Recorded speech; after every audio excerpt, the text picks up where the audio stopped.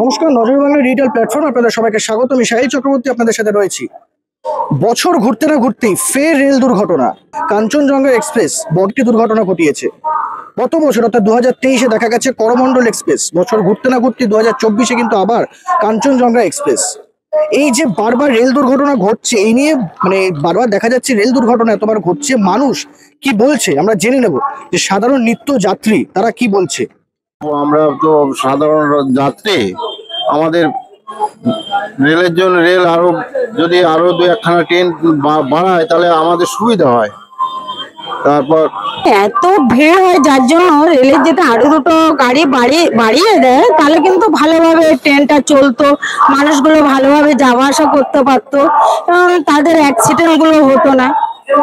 রেলের নিরাপত্তা তো চাই, আরো দুটো ট্রেন বাড়াক।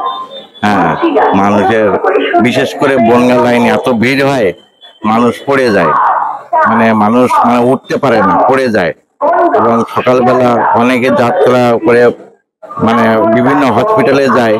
হ্যাঁ, কিন্তু এত এত গাড়ি গন্ডগোল হয়, মাঝে আরো গাড়ি দেওয়ার দরকার।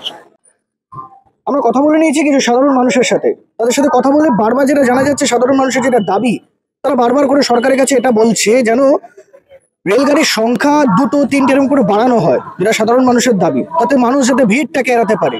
সাধারণত ভিড়ের জন্যই মেন অ্যাক্সিডেন্ট গুলো হয়। সাধারণ মানুষ কিন্তু এরকম দাবি করছেন। পূজা বিশ্বাসের সাথে সাহিল চক্রবর্তী রিপোর্ট, নজরে বাংলা।